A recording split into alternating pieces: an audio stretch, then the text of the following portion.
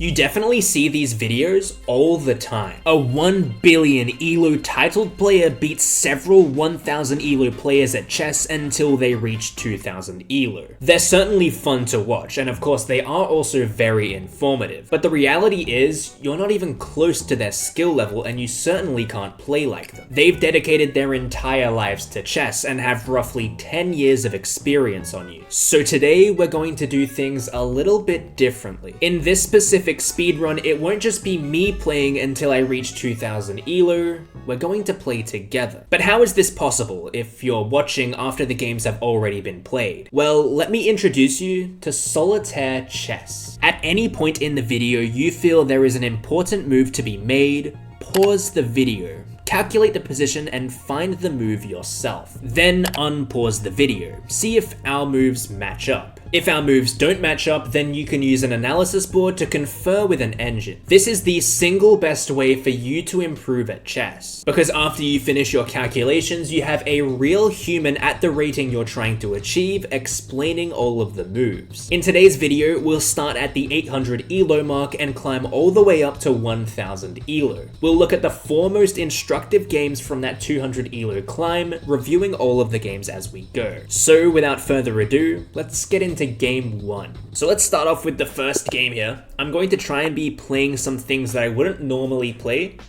Usually I would play the Caro-Kann, but I want to save that for the later stages where I will actually need the opening theory. So we're just going to play e5 here, which I know no theory about with the black pieces, but we're just going to play opening principled moves. He's attacking my pawn, I want to defend it. I don't particularly want to play f6, so I'm going to play knight c6, developing a piece whilst defending the weak pawn. We'll see what our opponent comes with here. Bishop here is a common response, and they want to try and get knight g5 and get this fork on f7. He's played c3, and he's looking to undermine the center here. So what can we play here? If we play bishop c5, he can play this anyway. Takes, and we can check. If he blocks, we take and knight takes, and we've helped him develop a little bit. So I don't really love that. Instead, I want to go after one of his weaknesses in the position, develop our other knight to f6, and we are attacking the e4 pawn now. So that's something he has to defend, and he hasn't. He's played this move very quickly, 2.5 seconds it's taken him. But do we want to take? If we take, our pawn also dies. If we take here first and he takes back, we do win the pawn, but there is this pin because we've gotten this pawn off the file and opened up our king. So we've got to calculate this already. And this is where theory usually comes into play, where you don't need to calculate this early. You can save time because you know what to play, but I don't.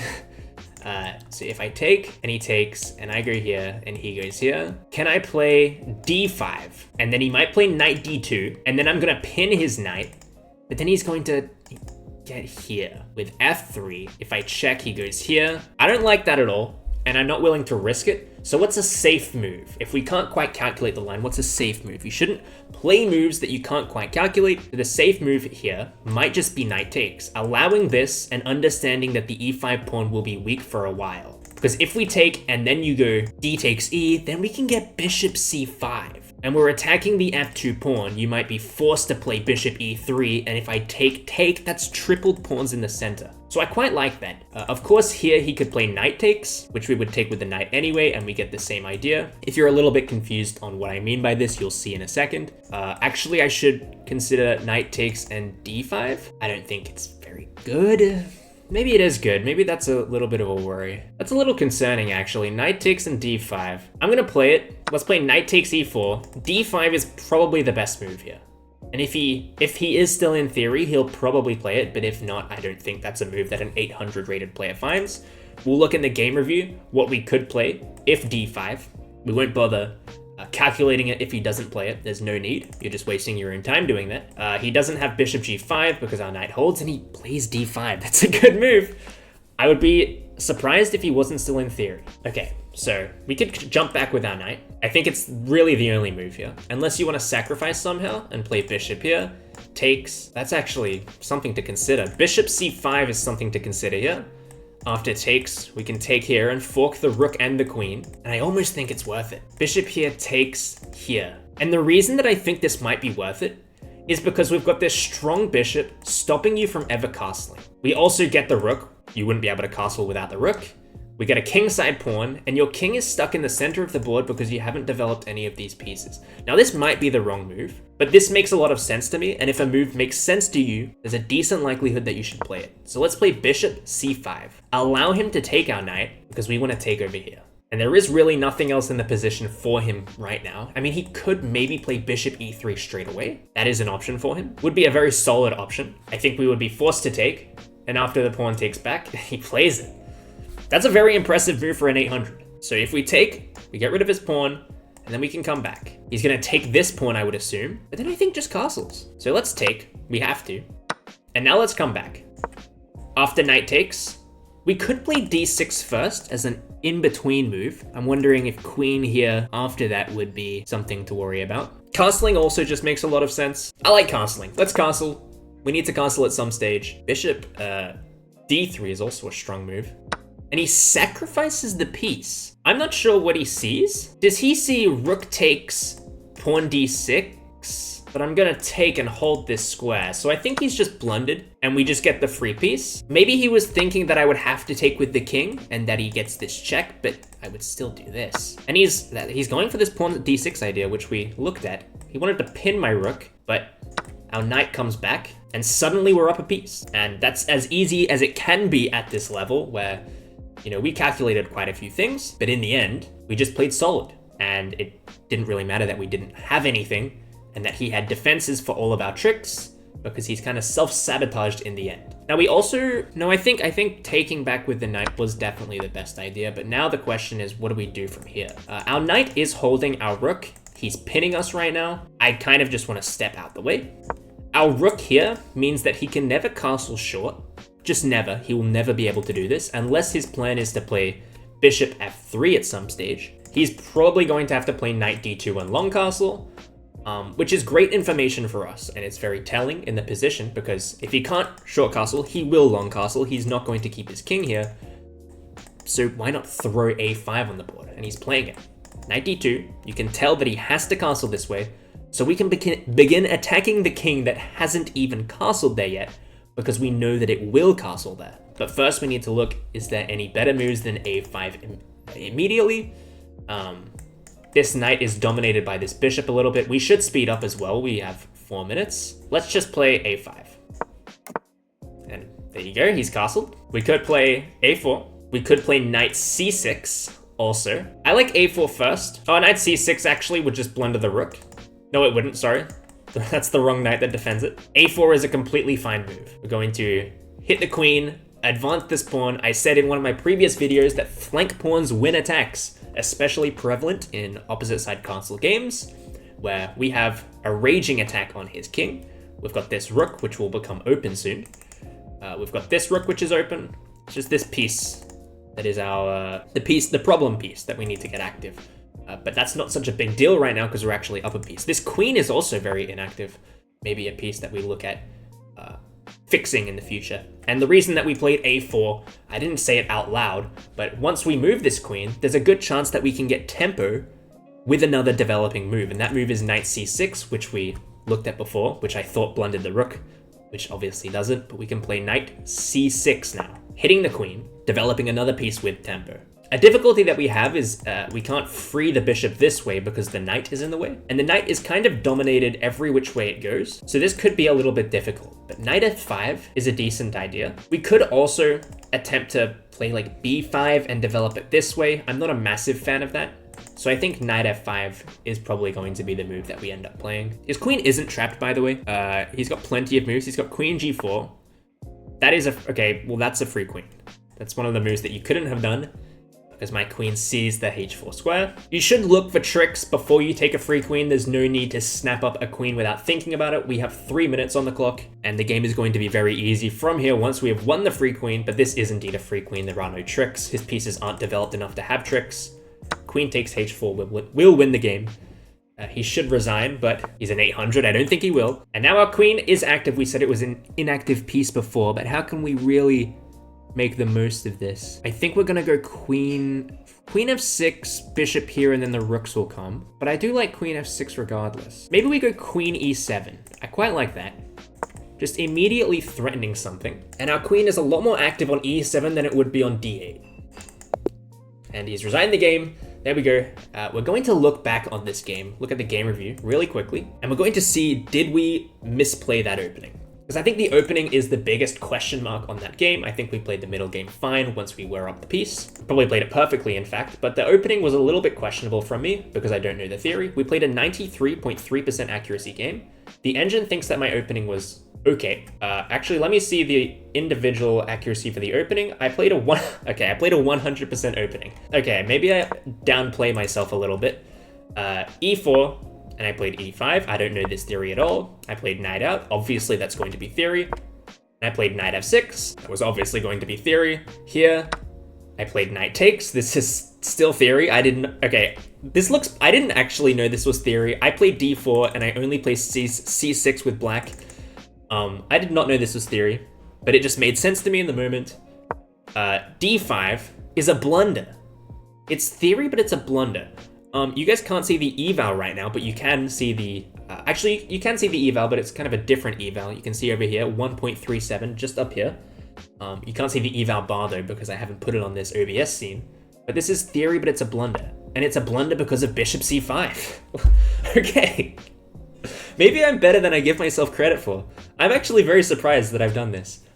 Bishop c5, but it made sense in the moment. So you just gotta trust your calculations sometimes. If he takes... I would have got it wrong though. I was saying knight takes seemed better, but apparently just immediately forcing him to surrender castling rights is slightly better. But that's not what happened. He played bishop e3. I took, best move. He took back, and I brought my knight back. That was obviously going to be the best move. There was really no other choice. And after takes, castling is the best move. And then obviously everything went wrong for him. We took with the rook, which is the best move. I took with the knight, which is the best move. Jeez, I played this very well. I played king h8, which is slightly wrong. I just wanted to get out of this pin. Maybe, looking back on it now, it was a slight waste of a move. There was just no reason to play it. It was kind of a prophylaxis move, but there really wasn't a big threat on this rook right now because this knight is here. I could have even played a5 here, to be honest. a5 is the third top move. I played king over. He played knight d2, then I played a5. Castles, a4, best move. Knight c6 was great, and then after the free queen, the game is completely won. And that is game one. A very nice game, a very instructive game. Completely guessed the opening and managed to get like 10 moves of theory out. So a very good game there, and let's move on to the next game. So for this next game, we have the black pieces, really running out of things to play for black, but I did say that I would play the Sicilian at some point. I know nothing about the Sicilian, but I'm just going to guess. I know that knight c3 is a move, so let's play knight c3. I also know that you're supposed to play this. I watched a Will Taylor chess video the other day, and I'm pretty sure he played something similar to this. Although I think he had black. I think he had black. He played c5. He played a pterodactyl, I think it's called. This isn't a pterodactyl, but it's a little bit similar. This is a closed Sicilian. So what should we play? I think e5 is a move. I think b6 is a move. B6 feels like the better move because I want to get this bishop active on this diagonal. I think that this will open up at some stage. Forgive me for getting this theory completely wrong though. I am not a Sicilian player, but we are trying our best anyway. We could play e5 here and go for this same kind of structure. I've seen Hikaru play this multiple times where he kind of sits underneath this sink of pawns and eventually drives a knight up here. I think I will go for this as well because I kind of want my knight to land on f6 instead of e7. This makes sense to me. a3, a little bit of a waste of a move, I think. I think he's trying to go for this b4 idea, but it's not actually something I'm worried about. He dives his knight in because I can't kick it anymore, but I can just play something like knight f6. Not too worried. He might try and go for this. I'll actually castle and not take. That's a good move. I'm gonna kick him there. I might not even castle short. If he wants to allow me, oftentimes, if your opponent puts pieces in front of your pawns and allows them to be kicked, it can springboard an opposite side castle attack. I know this happened in Fabiano Caruana versus Hikaru Nakamura in the candidates that led to Ding Liren becoming world champion. They had a game like this, you might remember it, where I think Hikaru was on the receiving end of a very nasty attack where he put his pieces in front of Fabi's king by pinning something like this and ended up being attacked. Maybe it was Fabiano that was on the attack and Hikaru's didn't work, but I'm sure anyone watching that actually watched that will know what I'm talking about. I'm not a crazy person. And let's try it. H6. I'm happy to trade this off. And if he goes back, we could even possibly consider G5. G5, you do have to watch out for takes, and bishop takes there. But he's taken with his bishop. He's got a strong knight in the position, but as we said, knight d4 is always on the cards. There's also just castling on the cards. And he's stopping knight d4 from ever happening, so I'm thinking that probably castles. Or even bishop g7. I kind of like bishop g7. If you don't want to take my bishop, I'm going to keep it. Because I'm going to play something like f5. And eventually, I'm just going to have a big attack. This bishop will come to life. Once this pawn is out of the way, the bishop comes to life. It's castle. h3, not a good move. I said this, I keep referring back to that video, 50 chess tips to skyrocket your elo. h3, that's not, what is that doing? That doesn't do anything. This doesn't help. At least a6, maybe you threatened b4, you didn't play it. But h3, what does that do? That just gives me a move. Just puts the ball back into my court, and unfortunately for you, I know what to do with the ball. I know how to dribble. I'm going to shoot a 3, and I'm going to pounce on this opportunity. So if I take here, I get this, but I assume takes, you're going to open your file. I could also play d6. If d6 and he pushes, I'm probably just going to come back. So let's play d6. No point in opening up files for him when you have a pawn that you need to, move anyway. Kind of killing two birds with one stone. Developing this pawn upwards. We also don't want to take central pawns. I know the c pawn isn't always considered a central pawn, but it does have capabilities in controlling central squares. So we don't want to trade that off for no reason. Maybe it just wins a tempo if we trade it off and then we get f5 pretty quickly, but there's no rush. I think this d4 square, the defense of it is much more important. And maybe we even play knight e7 without really being kicked. So let's, for example, say this bishop is very bad, by the way. I haven't mentioned this bishop. Very bad bishop, cannot go anywhere. But let's say, for example, a3 is played. Not a good move because just not a good move, not a great move. It's kind of like that h3 move. We could just play knight e7 anyway. And now we're threatening to take this. If knight e7 and you play something like c4, then I'm just going to play f4. And I might just play it. I mean, why not?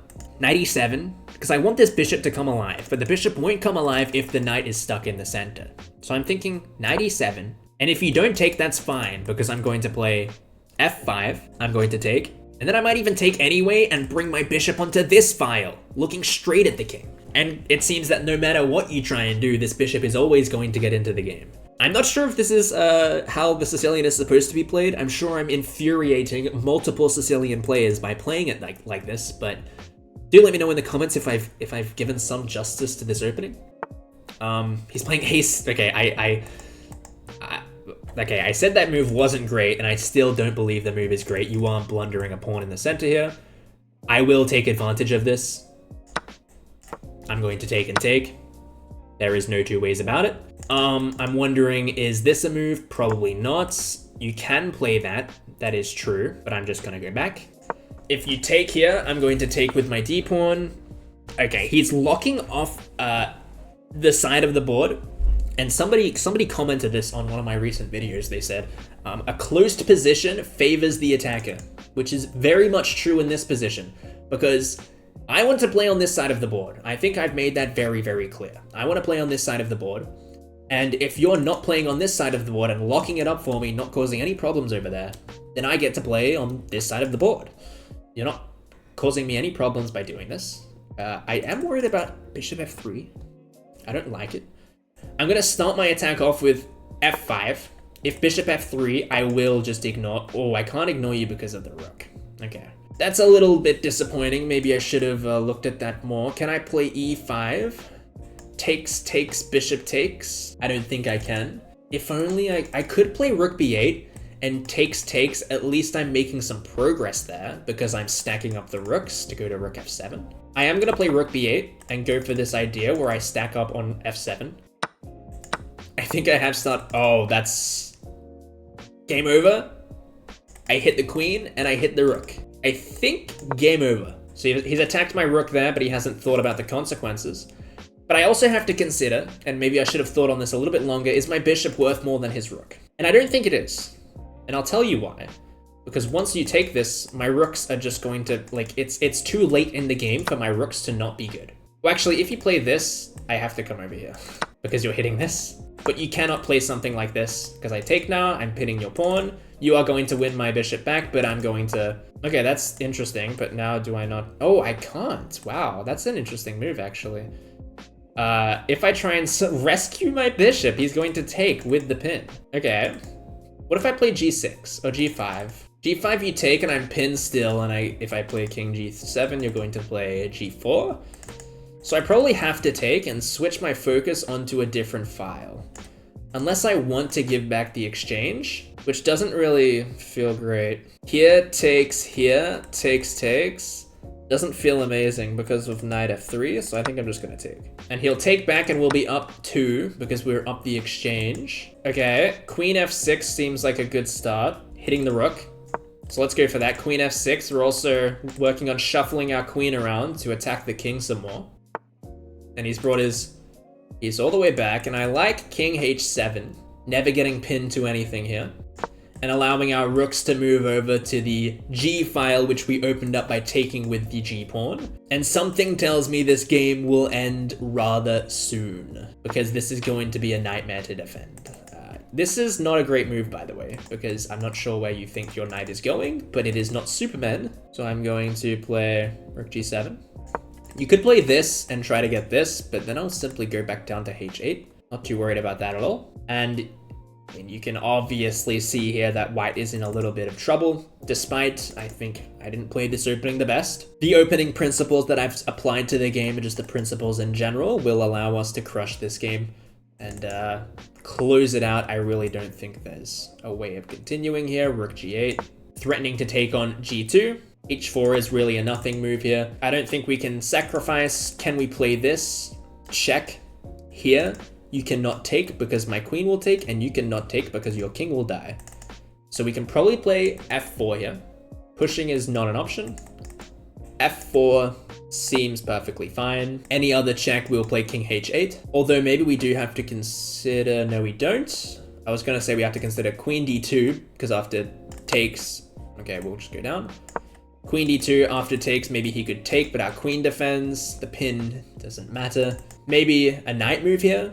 Could be knight here, takes, and then you see me, but I see you also. This doesn't look great for white. I think it'll end quite soon, if not resignation.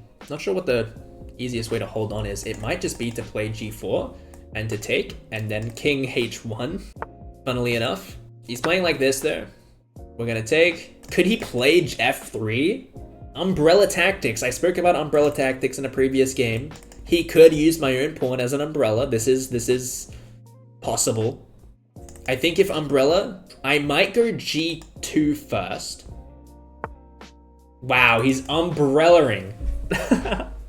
That's amazing. Okay.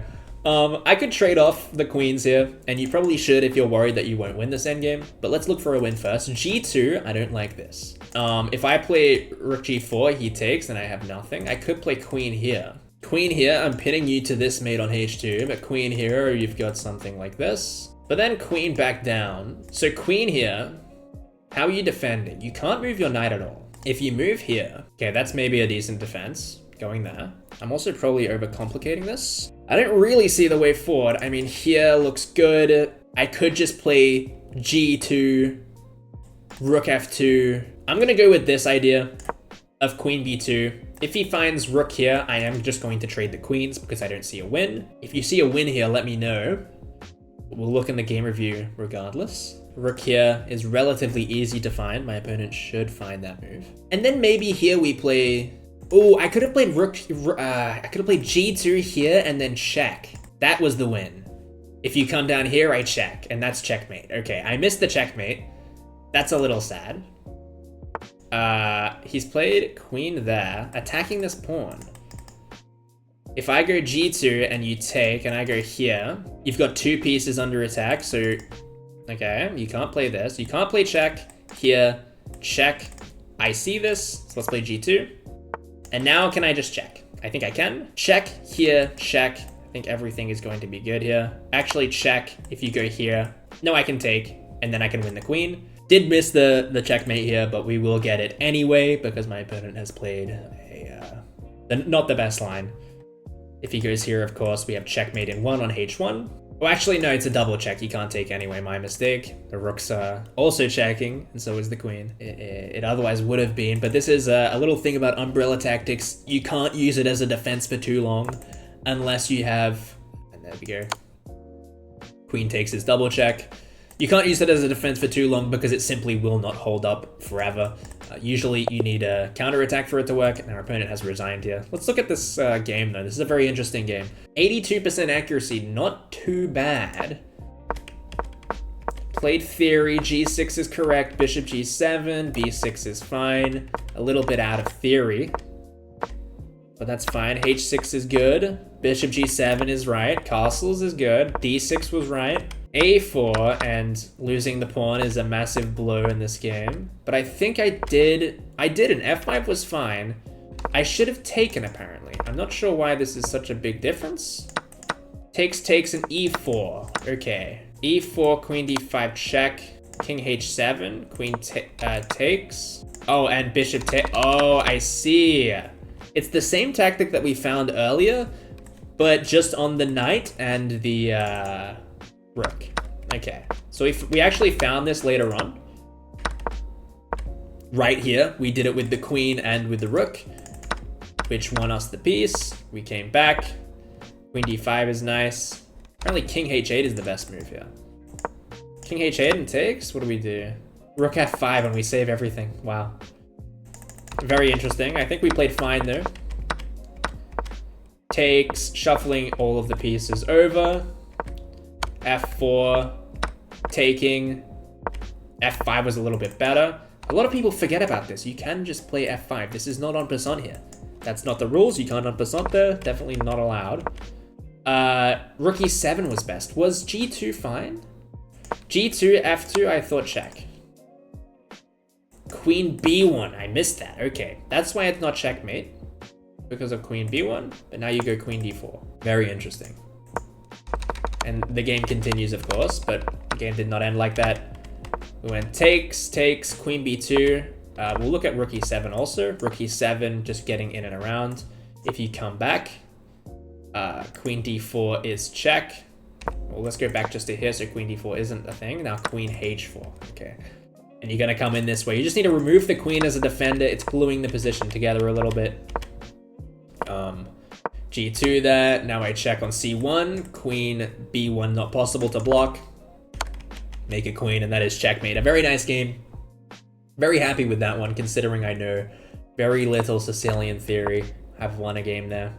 And let's get on to the next game. We've got a lot of elo to grind. I've kind of underestimated how long it would take to get as much elo as I want for each of these episodes, but we'll continue and get to 900 elo. Okay, let's jump into a new game. We have the white pieces. Let's play d4. I don't think we played too much d4 today. And let's play the Queen's Gambit. I don't think we played the Queen's Gambit yet. I don't know really any theory about the Queen's Gambit, but I'm sure I can guess it. So we are defending this pawn. We could play e4 straight away. I don't see a reason not to play e4 straight away. I'm pretty sure you don't play knight c3 straight away, because knight c3 runs into something. I can't remember what it runs into. It runs into something. I think you just straight away take the center, and then if they try to hang on to the pawn like this, there are very venomous ideas. So they want us to take this back. If we take here, of course, they're going to take in the center. We could also push, gain some central space, and then maybe they'll go for something like this. Is taking actually so bad? Takes. I guess then they go for this. Then we go for knight c3, and if they go here, we can go a4. You know what? Let's get messy. Let's get messy and take. I don't think it's the best option. We'll take the queen with the king, lose castling rights. I don't think it's the best option at all. But you know what? I want to prove that chess does not have to be clean. You can play these structures like this. He's flown in with a check, trying to quickly activate his bishop. We'll shut that right down with f3, pushing a pawn. So he has to move the bishop again. The only move was bishop back to e6 because it defends the pawn that was hanging. Knight c6 will probably come next. Maybe he wants to castle with check. There you go. He's also attacking this pawn. We'll defend it with the bishop. I know the bishop is a little bit inactive right now. We also could consider this, but after takes, he just gets another developing move, so maybe that's something we save for later. Just defend this for the time being. And now castling will come with check. The rook will land on the D file. We don't really want to go king e2, blocking out our knight. Also got to consider that knight b4 is always going to be available. So do we play something like king c2? That allows a check, which I'm not a fan of. So king c1 seems like the best option for me. We're held on this diagonal by our lovely bishop on f4. This is not a threat. This we take, this we take, and knight c3 will come next. Actually, maybe knight e2 will come next to stop this move from ever existing. Maybe we won't get the opportunity to play that though. He's playing bishop out, and I'm just gonna play knight out. Knight out, if he wants to play knight in, I'm going to take, allow this bishop in, and then maybe I just play rook d1. I'm up a pawn. If you can't win this pawn, I'm gonna win the game. He's allowing me to get rid of my weak pawn for some development. The development doesn't give tempo to anything, so I'm not too worried about it. I also have this check now. I don't think it's a useful check, but I think getting rid of this piece and allowing you to develop because of it is a worthy trade, because now I have no weak pawns to defend. I've got a perfect pawn structure, and just I'm up a pawn. I do have to worry about this maybe. Takes, and then this opens up. My bishop does defend it for now, but if he ever tries to kick me and push me down to somewhere I don't want to be on the board, that might be a problem. Let's go knight c3, developing a piece, defending this and defending this. King c2 will always be something I'm looking out to play. Although he does have knight b4, so maybe I want to play something like a3 first. He's looking to undermine my bishop here. Of course, I have this check to get out of any attacks with tempo, so I'm not worried about it. I expect the move b5, to which I'm going to respond with bishop e6 check. And then I can start bringing my king up, connecting my rooks to the d1 square. And trading off is the name of the game in this scenario. He wants to take, by the way, so he can stack his rooks. I don't need to take. I can play here. Oh, king c2, actually, can I? King c2 takes, check. It's annoying. So maybe I have to take here. But it's also not the end of the world letting him trade, because what is he achieving, right? So let's take. You'd have to wonder, what is he achieving by stacking his rooks? Is there a big threat? So takes, king c2. And let's say his other rook comes here, but what if I just go rook d1? Defended by the knight, defended by the king, defended by the other rook. Is there an issue with what I'm doing? I don't think so. I don't think that rook d8 is actually a threat at all. So he's going to check me now. I'm going to take. He's going to come with tempo on my bishop. But as we said before, the tempo can be evaded with bishop e6 check. And then we finally bring pieces to the attack. Again, you've got to watch out. Rook t1, knight takes, pawn takes, the bishop will see my rook. Rook t1, knight takes, and then there is no problem. So rook ad1 is completely fine. We win tempo. We're going to reclaim the file, and that pawn that they gave me at the beginning of the game is going to win the game. And sometimes it's all you need. You don't need a big checkmating attack every time you play.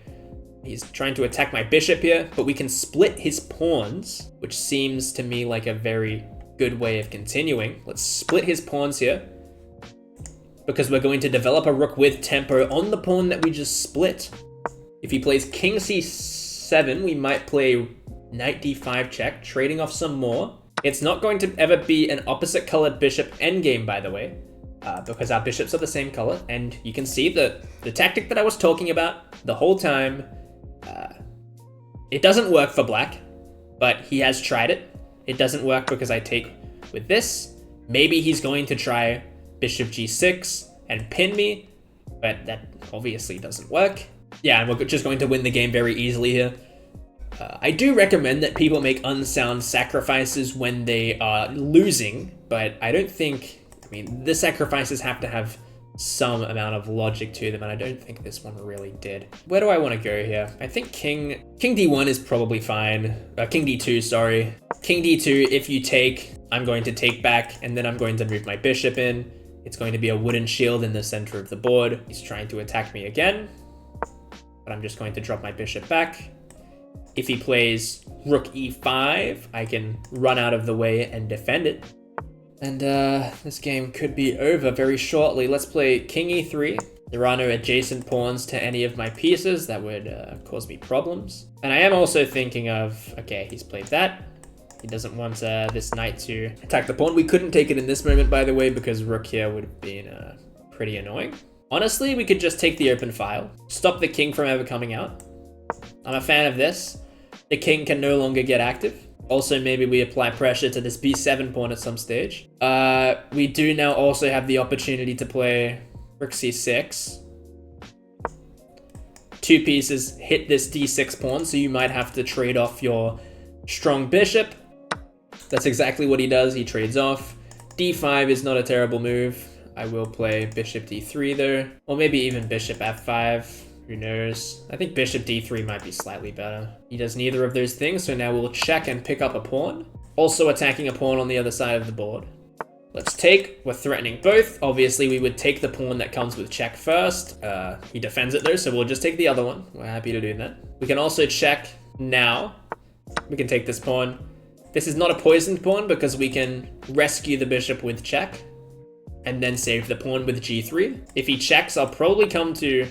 I'm going to check you though. If you come up the board, I'm going to check you here. The reason being, I want you to step in front of your... Actually, I could just take this. Yeah, I'm going to trade the rooks off actually. Rook takes a5 is much nicer. A much neater way to continue the game if my opponent resigns. A very clean conversion there.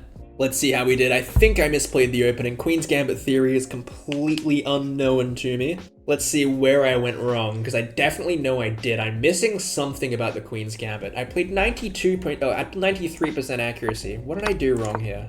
Okay, e4 is correct. Knight f3 you should play. Okay, so this is something I've not really seen before. I've heard of the McDonald defense. Maybe there's a McDonald defense in a different opening as well that I'm confusing with. Knight f3 is good. Knight f3 takes, and bishop takes c4. Huh. And I guess you can't really play something like this because of queen a4 check. And if this, what is the line? Queen b3, and this is all just too weak. Bishop takes, you're forking the two pieces. That's very nice. Okay, I'll remember that for next time. But yeah, what did I play? I took. I thought that taking wouldn't be so bad. Yeah, so in these opening gambits, you definitely need to know what you're doing. I didn't, and I blundered a slightly worse position. Takes, check was bad, and then I just went up the pawn. Now I am certainly better, and then especially after he gave back the pawn, I was definitely winning. Up just the pawn there. King comes in, I take, check. This is all correct. This is very simple conversion. He made the mistake taking on e4. Just messed up the tactic. And then a very simple conversion there. Not much to look at for the rest of the game, to be completely honest. And it's mate in 13 from this point. So a decent game. Just didn't get the opening quite right, but I mean, that's something to know for next time. And we'll get into the next game. So we've got the white pieces here. I'm going to go for a London system, and I'm going to play very, very, very attacking. We're going to play bishop f4 here. He's playing e6 very quickly. Let's play knight f3, getting our pieces out. Let's play e3. Not too worried about anything here. And I'm going to play c4. Just very aggressive here. I'm going to drop my bishop back, allow it to be captured, opening up this file. My opponent wants to take with his knight, which I'm not even too worried about, to be honest. If I play c5 and you take, and I take, you take, this is probably a bad trade, even though the knight never gets out. So I'm just gonna play knight c3 here. Allow you to take with your knight. Okay, and he wants to give me back the knight anyway, which is very interesting. Let's play knight e5. If you want to take my knight, that's completely fine. Getting this knight more active. He's bringing his queen. I might lock his bishop on this side of the board. I also like taking because it forces you to take back with tempo. Actually, if I take and you take back, I could check, you block, I take here and take, and you lose castling rights, which is very good. Anytime you can make someone lose castling rights, it's probably a good thing. I'm gonna take here. Was considering locking him out, forcing him to trade, but I think this is slightly better. Okay, and he takes with a central pawn. He doesn't take towards the center. He takes away one of his central pawns, which is very good for us. Very good news. I think bishop d3 is probably the next best move here. If he wants to take here, again, we're okay with this. He's playing g6, I assume just stopping this attack on the h7 pawn. So what do we want to play now? Okay, I think I've come up with a plan. I want a castle. Even though I had an open file over here, I do want a castle. The reason is I don't really want a castle long, and I wanted to get out of this pin so my knight can get into the game. Now he's threatening to take. I can play f4 here, and if he takes, I take back with tempo on the queen and open up my rook. I do split these two pawns away, but if my goal is to be attacking here, it's not a massive deal. My plan was, if he didn't play that and say he, I don't know, played h6, I was thinking of taking here. If he takes, I check, hit the king, hit the bishop. That was my plan. But now he's kind of blocking this. If I do that now, takes, here I'm just gonna blunder my queen. So that doesn't quite work anymore. So let's play f4. New plan. You need to constantly be thinking of new plans in chess, just in case your opponent defends your old one. f4 is a great move, taking more space. There's not many pieces that can occupy this weak hole on e4, and we could just snap it off with the two pieces we have guarding it, but no pawns guard this square anymore. Also, if this, by the way, and something stupid like, let's say queen back, then this is still on. This is on again. The same tactic. He's castled, which is interesting. If I play knight takes d5 now, and he takes, can I play queen a4? I'm hitting this and I'm hitting this. If you take, I get tempo here. I allow you to go up, but it is a sacrifice positionally to open my rook and possibly get some nice attacking ideas onto the board. Is this worth it? Knight takes, pawn takes, queen a4, knight takes, pawn takes, queen e7. I'm not convinced in that idea, so I'm not going to play it. Instead, what I'm going to do is push my g pawn, I think. If he takes, I can take back with this pawn. I'm still defending. I don't have to worry about this bishop. But the idea is g4 and then something like f5. So we're going to play that. This I don't think works. We'll look at it in the analysis. He's allowing us to take here, and he's going to play queen g5 there. We could always come back, but I think rook f4 makes the most sense here, defending and stopping this. So let's play rook f4. We're also doubling our rooks, allowing this triple stack maybe. Let's see how this goes. He's playing bishop back. Very interesting. I don't really see the point in it. I guess he's going for just f5 here. Let's play queen f3. Again, we're going on the attack. If f6, we do have time for rook f1. If you push, we take. If you take, we take. So rook f1, definitely an option right now. We also have e4 as an option. I'm not sure if it does anything amazing right now, but maybe a reroute could be on the cards also. Maybe a king g2 is on the cards, but I think the reroute needs to occur first. I think the knight would need to be on g3 to facilitate a reroute like that. And I think it should be our next plan of action, right? To reroute the knight and get it into the game. Because the knight getting into the game actually lets the bishop get into the game. And I've got one idea with this, which you'll see in a second. If they take, I don't mind. You're undoubling my pawns. My pawn is defended. If you push, I drop back. I'm okay with this. So let's continue with our plan. Knight g3, a more active square for it. He's playing very quickly, by the way, which makes me think he's not calculating his moves. It actually doesn't matter where this bishop is on this diagonal, by the way. So we may as well give it a job and push it all the way back. And now here comes the crux of this attack. And I'm thinking something with knight h5. Can I play knight f5? Pawn takes, pawn takes. Wow, I can play knight f5. Knight f5, pawn takes here, and I'm immediately threatening rook g4. I'm gonna go with it. There is here, but that also just seems good for me. Let's go knight f5. I think this is a brilliant move. Pawn takes, g takes. If you back up, rook g5, and it's over. He's not taking it. Very interesting. Well, this is just gonna be on forever now, and we can actually go ahead and play f3 now. And rook h1, and we finally get this idea off, where now we have some checks. We're going to take here, and you can see we've sacrificed our knight for a massive attack on the king.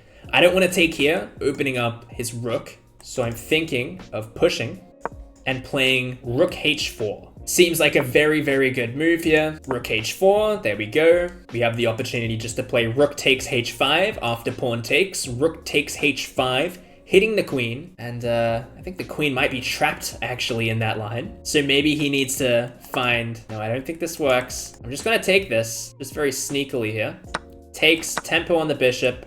And now rook takes h5. Might be the second brilliant move in the game. Here. Takes. We've got this absolutely disgusting bishop staring all the way down. We put it all the way back on b1, still participating in the attack. There we go. That is a free piece. Do we have a third brilliant move in this position? We're not going to get to play it.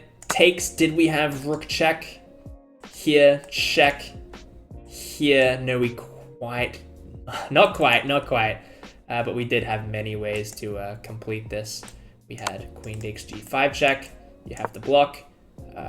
Queen takes d8 check, you have to block. Rook h8 here, check here, and checkmate. We'll look in the review. I think that was a very good attacking game. Obviously, it won't be completely sound, but we will look at the engine regardless. You should look at all of your games, whether you lose, whether you win, whether you play badly, or whether you play good. You should always look at your reviews. So let's have a look. We played 82% accuracy. d4. And obviously this is all going to be book moves. It's the London system. c4 is best, bishop g3 is best, knight to c3 is fine, takes, knight e5 is good, takes, bishop d3. I was wondering, after castles, let's say you played here, did I have knight takes? Knight takes d5 is the best move in this position. I was correct. Here, and you check and you pick the piece back up, winning a pawn. So he did have to do something about that. Obviously, he didn't play h6. He played knight d7. I was considering this. Would this have been a bad move? No, I wasn't considering it then, actually. I was considering it at a later stage. It was my mistake. f4 is good. Now I was considering, do I play this here and king f2? And I was correct in my calculations that this is slightly better for black by 0.5. So I didn't go for this in the end. Instead, we played g4, which is an excellent move. Takes, queen g5, rook f4 is the only good move in that position. Bishop back to e7, queen f3. We're getting all the pieces in, rook f5. Apparently you can sacrifice as early as here, by the way. I didn't see this. Same kind of thing though, with this. And the best move is just to take back, you win it. This is kind of a little bit more boring though, because you kind of don't have an option apart from just getting the piece back and your attack being completely ruined. But we got the knight over. We brought the bishop all the way back, and you'll notice that it's actually even here. This is actually completely even, but we are the one attacking. And if anyone's going to go on to get an advantage out of this game, it's probably white here, because black is just absolutely defending. So we have knight f5 here, a brilliant move. You cannot really take it. If you do take, g takes is very, very good. You just have to give up your queen pretty much, apparently. h5, and then no, h5 to stop this move. Then f takes e, and we are certainly better in this position. We have rook f7 because the rooks are tripled this time. The engine seems to dislike it more and more as it calculates, so it wasn't as good as maybe I first thought, but knight f5 is brilliant nonetheless. Bishop b4, king f2 I thought was smart, rook h1, takes, h5, f6, I wanted to close everything down, queen h6, rook h4, and then we took. Rook takes h5 is brilliant, because if you take, the queen is trapped, queen g6 is best, we take, and it is mate in 6 from this position. And that's a fantastic game, especially if you want to show how you can go from, a commonly interpreted opening, such as the London, which is considered very boring, to a very, very aggressive opening in which we pretty much we're in the driver's seat the entire game. And we kind of just only played aggressive moves, didn't let black have anything in this game, and even though we are even for most of this game, it's very clear who was attacking and who was defending.